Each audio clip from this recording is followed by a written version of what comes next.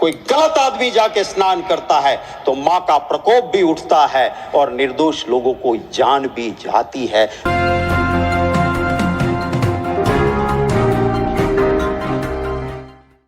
श्री शक्ति सिंह गोहिल।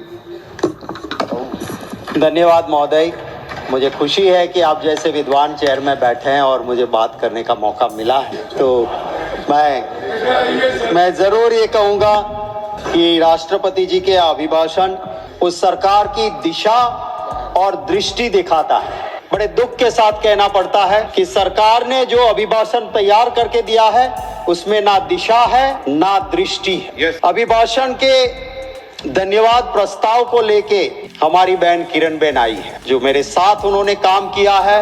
मैं बड़ी इज्जत करता हूं उनकी।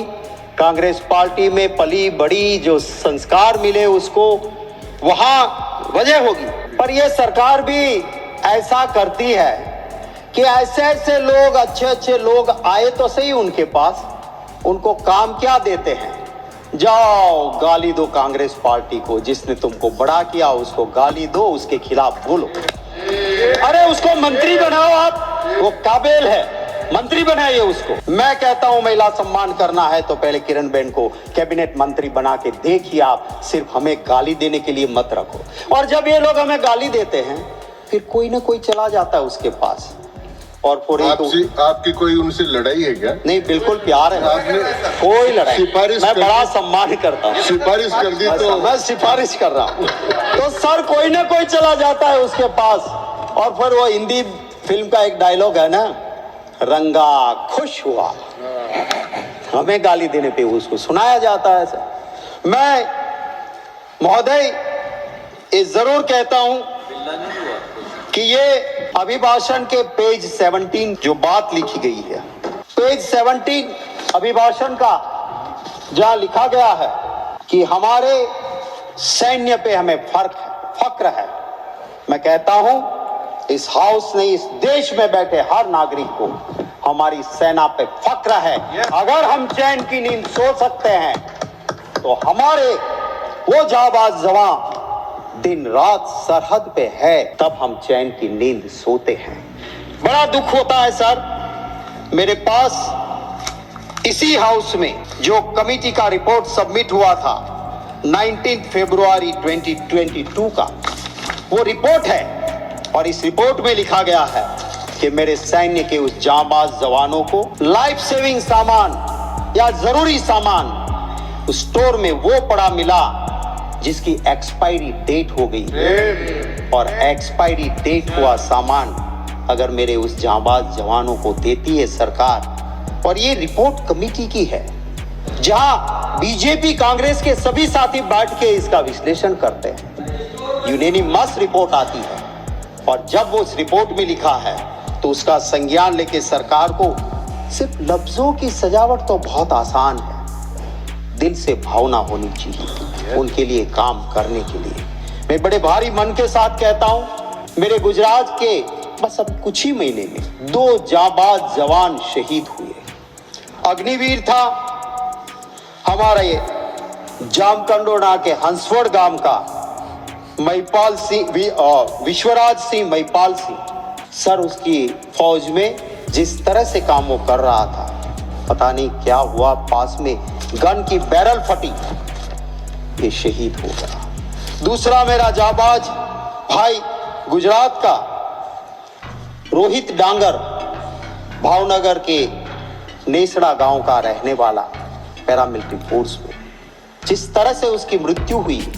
मैं गया था, परिवार एकदम गरीब।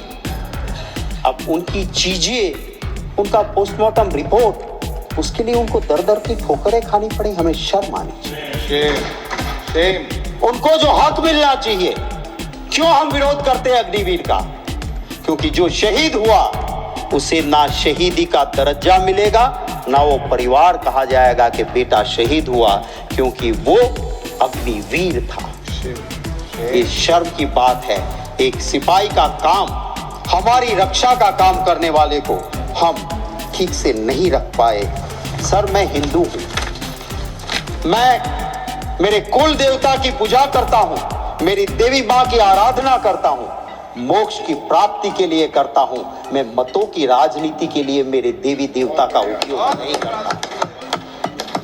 मैं हिंदू हूं, मुझे फक्र है कि मेरे मजहब में ऐसे धर्म गुरु हुआ करते थे कि राजा सत्ता पे बैठने वाले उस राजा को भी पीठ पे वो पहले दंड मारते थे कि राज सत्ता पे बैठने से पहले याद रखना कि तुम्हारे ऊपर भी धर्म सत्ता है। दुख है इस बात का, आज भी कुछ ऐसे संत हैं जिसको देखते उसके चरणों में मस्तक झुक जाती है, पर सिर्फ भगवा पहन लेने से कोई साधु संत नहीं बन सकता है। वो रावण था, ऋषि का रूप लेके सीता मैया का हरण करने गया था। उसी तरह सत्ता के हरण के लिए अगर कोई संत का ऋषि का रूप लेता है, मुझे दर्द होता है। वो मेरे मजहब को बदनाम करता है, मेरे धर्म को बदनाम करता है। ऐसे को साधु संत कहलाने का कोई अधिकार नहीं है। सर दर्द होता है महोदय, दर्द होता है कि जब धर्म की बात को एक पॉलिटिकल इवेंट बनाया जाता है। मेरा हिंदू धर्म वो है, वो एक गरीब के लिए भी कहता है कि मन चंगा कथरोट में गंगा। जाने की जरूरत नहीं, तू गरीब है भाई, तेरा मन साफ है तो तेरी कथरोट में भी मां गंगा है। और जब मां गंगा के पास शास्त्र कहते हैं कोई गलत आदमी जाके स्नान करता है तो मां का प्रकोप भी उठता है और निर्दोष लोगों को जान भी जाती है। मैं सरकार से महोदय आपके जरिए विनती करता हूं, बता दीजिए नाम उनके, कौन कौन वहां पे गए थे, किसकी मृत्यु हुई है।